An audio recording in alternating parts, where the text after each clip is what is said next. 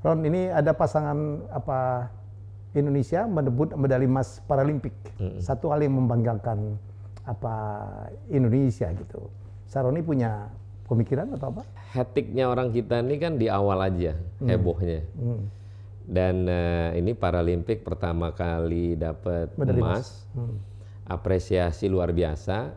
Nah, mungkin di momen ini gue juga mau kasih hadiah lah di Paralimpik. Alhamdulillah. Tidak latah, karena yang latah kemarin hebatnya, euforianya luar biasa. Betul. Nah, gue mau bantu yang Paralimpik ini. Iya. Nanti kita kasih duit 500 juta. 500 juta untuk sepasang. Ini luar biasa. Jadi ini orang pertama ya yang saya dengar. Karena saya lihat kalau kemarin tuh gila ya. Semua orang ngucapin selamat gitu. Ini Paralimpik bolehlah dikasih apresiasi. Dan jangan akhirnya kepada yang euforia pertama. Maka gue dari kemarin pengen niatan dan pertama kali gue ucapin tanpa disengaja kepada Om Helmi.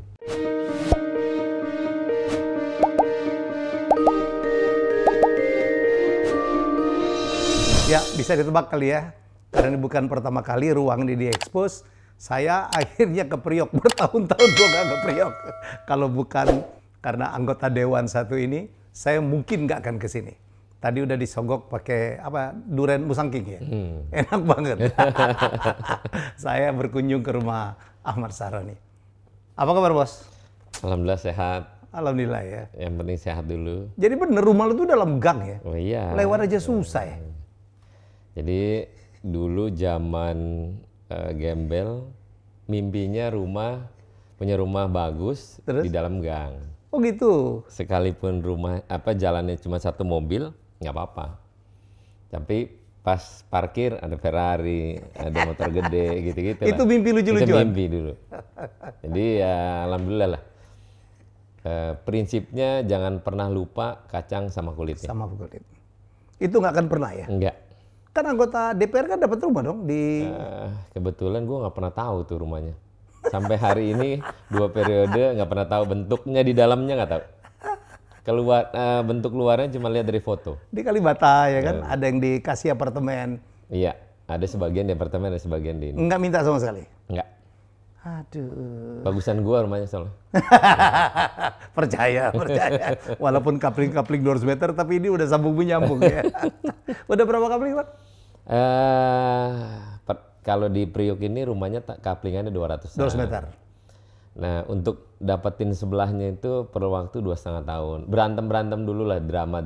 Rayu-rayu dulu ya. Jadi kebetulan keluarga yang gua incer rumahnya berantem di dalam. Akhirnya dia datang sendiri, udah Pak Roni beli aja. Nah, 2,5 tahun nunggunya. Lumayan. Ada beberapa tanah yang gua mau incer, cuman masih belum mau jual. Karena belum berantem? Karena mungkin dramanya belum ada. Jangan orang disuruh berantem. Tapi memang tanah di sini dulu per meternya 1 juta. Sekarang udah hampir 13 juta. Jadi jauh sekali. Karena ada Sultan Tanjung Priok di sini ya? Enggak juga, cuman memang peradaban tanah kan makin tahun makin naik. Tapi 13 juta daerah ini mahal loh. Mahal. Di selatan aja segitu-segitu sekarang. So far oke lah ya. Oke lah. Keluar masuk tol. Oh tol ya? Tadi keluar tol langsung ya? Langsung. Masuk ke sini, belok kiri-kiri nyampe? Susah. Bukan karena ada anggota dewan yang top tuh di sini, enggak juga? Enggak ada lobby-lobby? Sama aja. Kebetulan teman-teman dan tetangga di sini, gue belum pernah konflik. Selalu menjaga hubungan humanis kepada semua tetangga.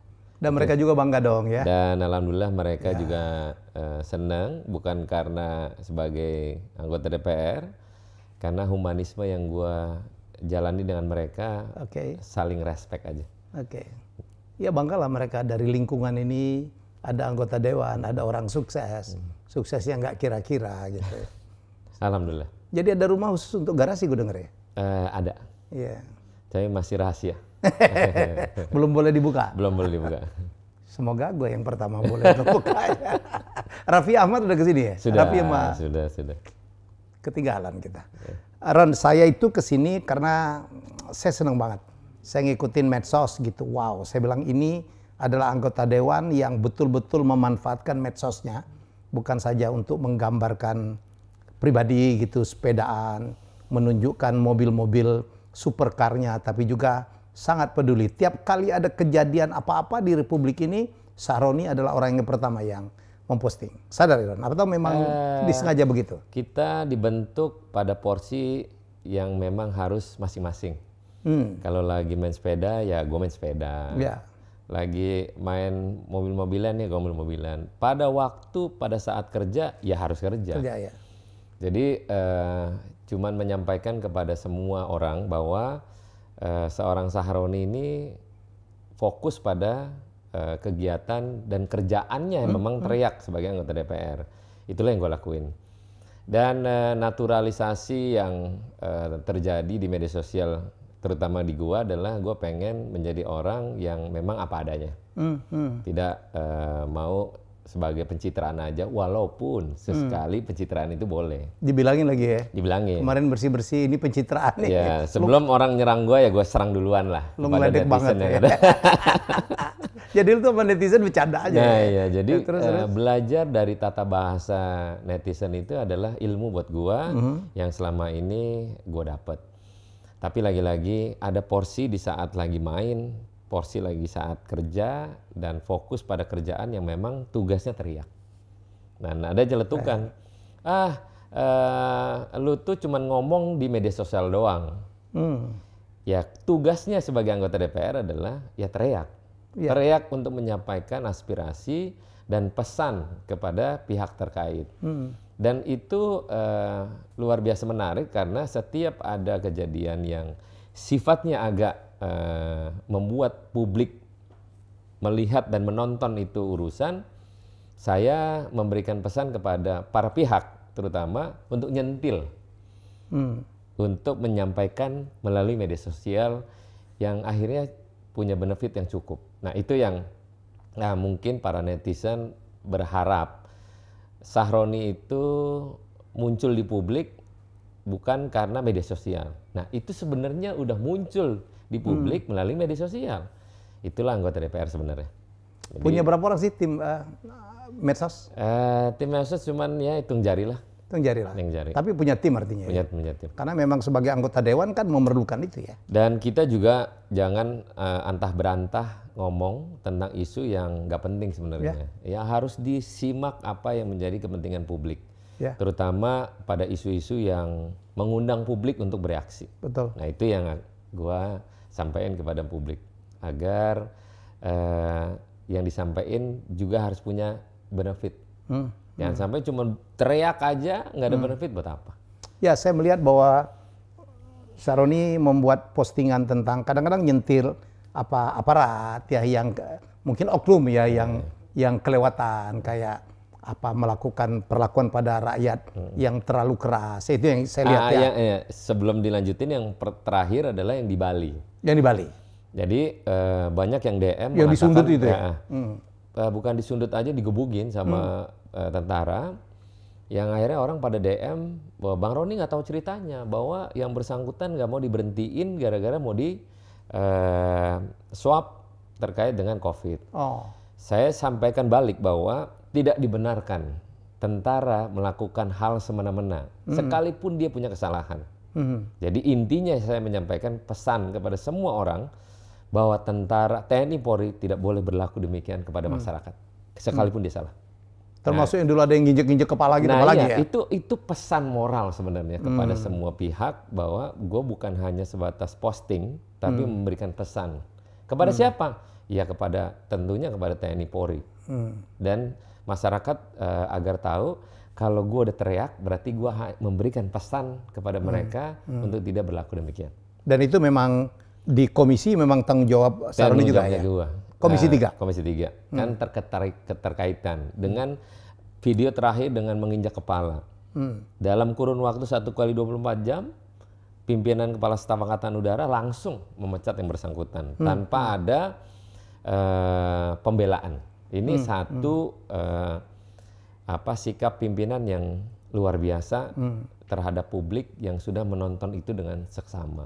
Nah itulah kayak gitu-gitu. Nah satu hal terakhir tentang ganjil genap. Ganjil genap. Nah, itu yang pernah gue posting terkait dengan ganjil genap yang notabene plat pejabat dengan plat orang sipil biasa dengan plat dinas TNI Polri. Gue sampaikan kepada kepolisian, Anda harus berlakukan sama, plat hitam sekalipun pejabat. Jadi, yang RF itu ya? Yang RFK, RFP dan segala macam. Karena masyarakat agar jangan tertipu dengan apa yang dilakukan oleh kepolisian dengan judul PPKM ganjil genap.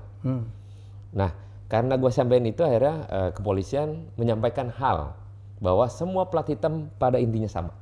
Nah, termasuk yang RF itu? Termasuk RF. Ini adalah ungkapan bahwa jangan membeda-bedakan orang. Kalau mau samakan orang, samakan semua. Samakan semua. Saroni tahu barangkali ada orang yang mestinya tidak eligible gitu untuk menggunakan plat RF atau pakai RF. Yes, itu banyak tahu yang beli sebelumnya. Itu yang gue berlakukan bahwa lu lakukan berlaku sama. Nah, gitu. Jadi hal-hal demikian yang sifatnya publik mungkin notabene bingung, maka gue menyampaikan itu di dalam media sosial. Yang menarik, Saroni juga kadang-kadang melakukan kritik terhadap DPR sendiri ya. Itu senang dalam artian karena mungkin dia cara mikirnya beda. Iya. Nah, kita kan namanya wakil rakyat. Ya berpikirnya sama aja harusnya sama rakyat. Dan tidak perlu harusnya kita memberikan pencitraan bahwa kita harus demikian. Tidak perlu special treatment itu alamiah aja. Yang bersangkutan akhirnya mencoba berkomunikasi dengan saya nggak mau. Nggak mau? Nggak mau. Karena mungkin dianggap udah, bro, lu kan satu rumah sama gue DPR, masa lu nggak belain gue?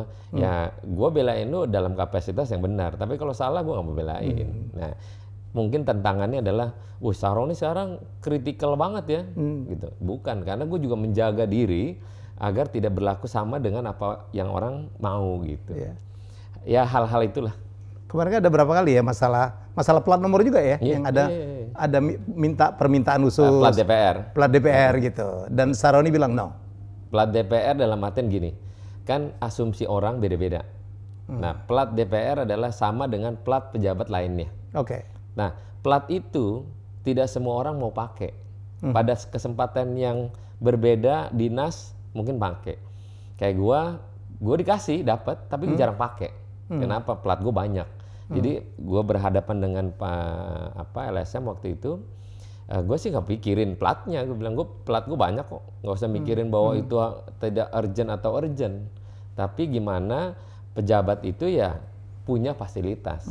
Atau fasilitas itu dipakai bukan karena untuk mempertontonkan. Mungkin pada saat dia diberikan dan dia pakai untuk kedinasan sih oke. Tapi kalau untuk berlaku yang tidak benar ya nggak oke juga. Itu yang gue tentang sebenarnya. Sekarang ramai ini banyak ke protes-protes atau kritik lah ke DPR ya. Ada yang kemarin uang vitamin Alkes 2 miliar gitu. Menurut Roni? Vitamin Alkes kan sebenarnya itu sudah berlaku lama. Sebenarnya ya. Sebenarnya udah lama. Baru ketahuan sekarang. Tahun ke tahun itu berlaku sama. Dan kementerian lain juga punya. Tapi ini kan kadang diungkap untuk supaya menjadi bulian dari masyarakat kepada DPR. Atau DPR memang gampang lah. Mau bully DPR kapan aja bisa. Antah berantah. Awalnya sih agak stres gue menjadi anggota DPR, dihajar gini, ajar sana. Tapi inilah kehidupan. Bahwa DPR itu mudahnya untuk dikritik. Kritik selama kritik membangun boleh. Tapi kalau kritik udah menghujat itu nggak baik. Maka yang kritik-kritik biasanya kita ya biasa aja. Apa kritik yang paling hebat yang Saroni alami dari masyarakat? Kritik yang paling hebat kan ngomongnya selalu tentang korupsi harus dimatiin misalnya gitu, dihukum mati. Di DM banyak pertanyaan tentang hal demikian bahwa gue jawab, undang-undang tentang hukuman mati dalam korupsi nggak ada. Tapi di hukum lain ada. Kategorinya mana? Ya narkoba misalnya. Terorisme. Sampai mana hukuman mati diterima oleh bandar narkoba? Itu kan dilihat lagi. Tidak bisa semerta-merta hukum mematikan seseorang tanpa dasar bukti yang kuat. Nah, inilah kadang para yang netizen yang DM gue bertanya, gue jawab. Nah, itu yang mungkin akhirnya menjadi menjadi penjelasan melalui media sosial. Kalau kritik pribadi yang paling keras ke Saroni? Ya biasa. Mobilnya terlalu banyak? Karena biasa, jadi gue nggak inget-inget lagi. Jadi dihujat masalah, lu enak udah orang kaya Udah misalnya kaya, gitu ya. Sultan. Dibilang kaya, ya kaya hati, gue biasanya gue gituin gitu. Dan kadang lu mafia, ya udahlah ya kalau mafia mau diapain. Gue berkali-kali waktu podcast di mana aja tentang mafia, ya apa salahnya? Kan mafia untuk dagang kan normal. Tapi kalau mafia untuk membuat orang menjadi susah atau menjadi terburuk kan nggak boleh juga. Nah, hal-hal ini mungkin orang menganggap ngelihat kita dalam posisi yang sekarang, orang ya maklum sirik lah. Kan rezeki orang beda-beda. Beda-beda. Nah, maka itulah gue biasanya ya udahlah nanggepin. Yang penting ngejalanin aja. Saroni tetap membantu orang gitu ya. Itu aja prinsipnya. Bukan maksud percita-citaan juga ya kan? Enggak. Tiap Jumat alhamdulillah kita punya tim melakukan sosial tanpa pemberitaan di media sosial nggak perlu. Toh biarlah masyarakat. Tapi ada juga yang curiga, wah ini kalau nggak DKI 1, RI 1 nih jangan-jangan. Ya udah mimpi aja, mimpi jadi presiden boleh lah ya. Kalau gubernur udah nggak nafsu lagi gitu. Oh yang benar, yang benar. Nggak, udah mendingan kayak begini enak. Keluarga deket, nggak sibuk. Ini baru jadi DPR aja istri udah komplain gitu. Udah komplain? Udah komplain. Kalau mau komplain sekalian udah kita menjadi pimpinan negara, ya sekalian sibuk gitu. Tapi pimpin negara gitu, wah itu nggak apa-apa gitu. Kalau masih gubernur nggak? Kemarin Roni sempat komen nggak sih, ada yang anggota DPRD gitu, yang pakai seragam LV gitu? Itu kan pengadaan. Tapi kan belum pasti apakah benar pengadaan itu, kan perlu cross check ulang. Kita nggak berani komentarin karena. Nah pasti juga LV-LV-an juga kan? Mungkin juga. Lah yang mana ada LV jual gulungan begitu? Ya nggak ada, itu kan biasa kan dicop aja LV seolah-olah LV kan. Itu kan jangan LV Sukaisi itu ya. Di Republik ini apa aja bisa. Tapi ribut gitu ya. Ribut, biasalah. Hal kecil jadi berita, bad news is a good news. Bad news is good news. Itu aja. Sadar betul? Sadar betul. Nggak pernah nyesal jadi anggota DPR? Awalnya nyesel ya, karena cara pikir kan diolah terus. Tapi lama-lama nikmatin juga. Seru lah berperan dalam konteks mengedepankan pemikiran-pemikiran hal yang tidak logik menjadi logik gitu. Nah itulah akhirnya oke juga nih ternyata gitu. Tapi untuk pada pokok pemikiran yang benar. Ya the do's and the don'ts-nya kan banyak ya, jadi anggota DPR. Banyak. Yang kalau orang biasa sih nggak apa-apa, tapi anggota Dewan nggak boleh dong ya. Iya. Ya agak-agak ya maklumlah kita dapat satu surat keputusan presiden menjadi pejabat, di sisi lain sipil kan nggak dapat. Ada enak dan gak enaknya. Ada privilege juga ya? Ada privilege juga, wajib. Wajib. Karena mendapatkan untuk menjadi anggota DPR itu susah. Perlu perjuangan 1 tahun sebelum, udah capek, duit juga keluar. Ya tapi kalau orang bilang, wah ini nggak benar, itu keenak, itu enak gitu misalnya gitu ya, ya maklum lah. Hidup ini kan antara kanan dengan kiri. Saroni merasa nggak sih kadang-kadang memprotes kayak aturan sepeda nggak boleh di jalur untuk apa gitu, agak-agak memanfaatkan karena anggota Dewan? Itulah lagi-lagi gunanya sebagai anggota DPR yang punya peran mewakili rakyat. Dan ada pihak yang mewakili rakyat juga, mengatasnamakan rakyat tapi punya peran seolah-olah dia benar. Nah itu yang gue hadapin kemarin tentang masalah sepeda. Akhirnya gue minta sama Pak Kapolri untuk membongkar jalur beton yang ada di Sudirman Tamrin. Itu nggak ada manfaatnya. Yang bersepeda di sana hanya orang terbatas. Berapa banyak sih orang yang bersepeda di sana? Dan akhirnya orang berpikir, wah Saroni bela sepeda, enggak, gue pesepeda. Kok bisa masih ada tempat yang lain? Tapi karena ada kelompok yang mengatasnamakan masyarakat, membela masyarakat, tapi buat kepentingannya kelompok itu, maka gue mesti tengahin. Sekalian aja hilangkan itu, untuk tidak menjadi polemik. Nah, perdebatan itu akhirnya dianggap, wah ini Saroni terlalu kritikal banget untuk membela kelompoknya. Sama aja semua kelompok sepeda. Mentang-mentang Saroni gila sepeda lah ya. Saya bilang bahwa berapa mahal Brompton, berapa mahal sepeda road bike, sama-sama mahal. Nah, kita pada prinsipnya adalah menggunakan jalan, tapi gunakan jalan dengan kepentingan semua pihak. Toh bebas-bebas saja harusnya, nggak usah dispesifik. Oh ini harus Brompton atau ini harus orang yang memang punya kekurangan khusus misalnya. Ya kalau kekurangan khusus ngapain mesti jalan raya, kan gitu.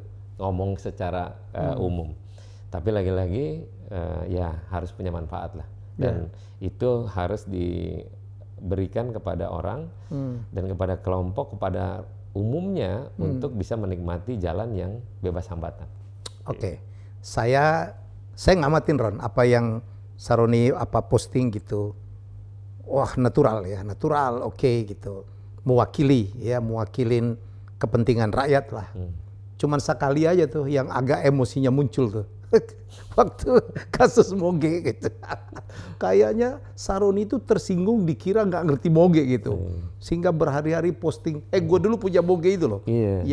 Yang perampok suka pakai RX gitu, gue punya ditunjukin semua. Iya, karena gini, banyak sekarang kelompok anak pehobi motor terutama, cara melihat orang untuk mengkritik, melihatnya pada tendensius. Nah, saya punya penyampaian dan posting pada saat itu, saya pahamin dulu, pelajarin dulu, baru saya posting. Nah, waktu diposting dengan kondisi orang reaktif luar biasa sampai 5.000-an komentar di Instagram, bahwa orang banyak membela, itu ngapain orang berhenti di situ? Saya balik tanya, ngapain itu motor sekencang itu? Kan gitu, yang menyebabkan orang meninggal. Ya. Kalau kalian mau balap, ada tempatnya. Tuh, kalaupun kalian mau kencang, juga harus pada fokus tertentu. Saya juga pembalap, bajingan juga dulunya. Ngebut di jalan tahu kapasitas. Nah, karena reaktif itu kita lihat, wow, ternyata orang membela pada pehobi.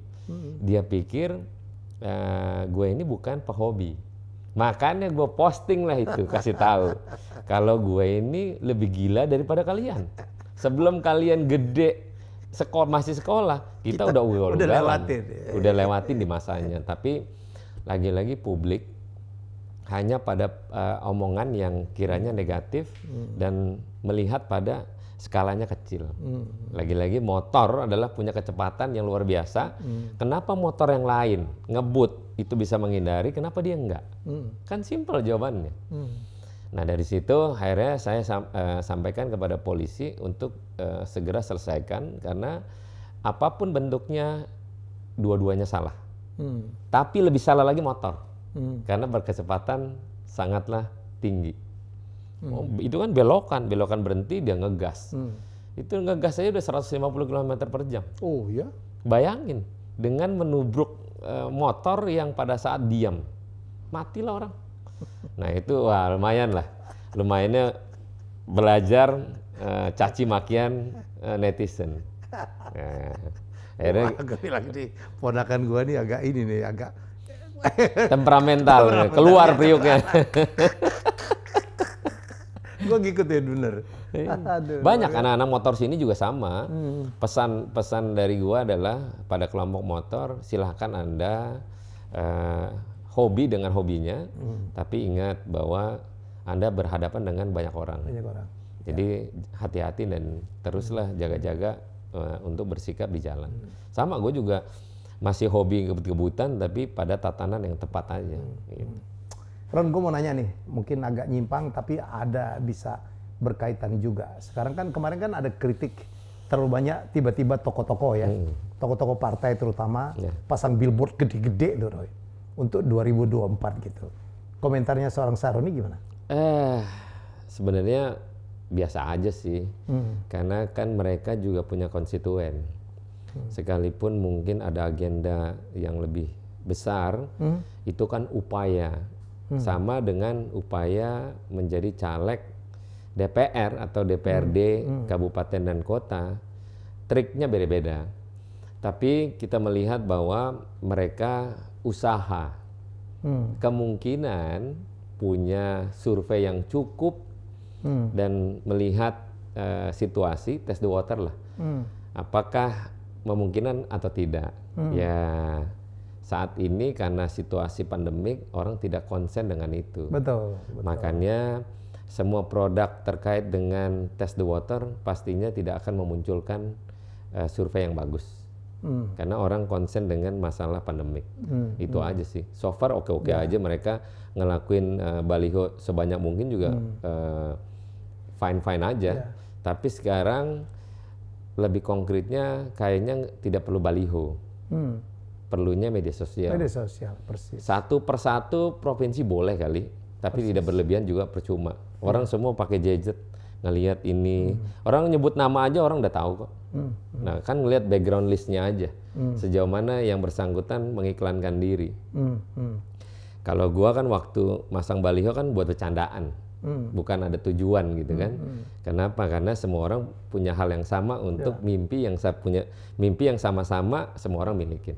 Mungkin orang masalah timing ya, karena sekarang kan mestinya pemimpin kan lebih concern untuk penanganan COVID daripada memikirkan meningkatkan elektabilitas atau apapun. Betul.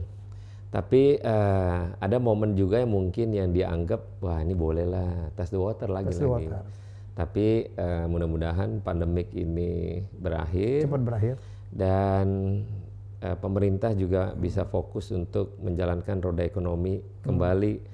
Walaupun tidak seperti sedia kala, minimal ada pergerakan manusia untuk menjalankan ekonomi, perlahan-lahan kita akan balik lagi ke sebelumnya.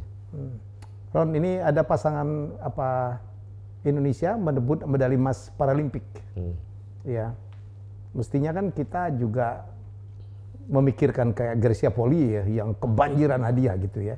Karena sama aja nih medali emas. Satu hal yang membanggakan Indonesia gitu.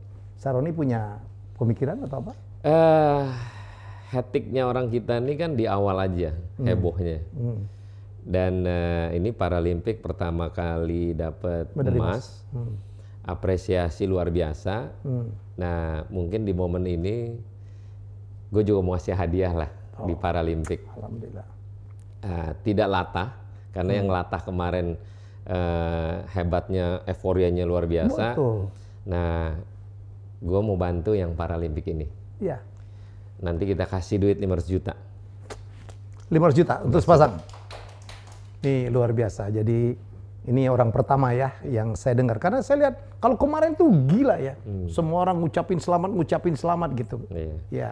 Ini Paralimpik bolehlah dikasih apresiasi dan jangan akhirnya kepada yang euforia pertama. Maka gua dari kemarin pengen niatan dan pertama kali gue ucapin tanpa disengaja kepada Om Helmi. Ya, karena saya udah lihat postingannya Saroni juga nih kan, keren.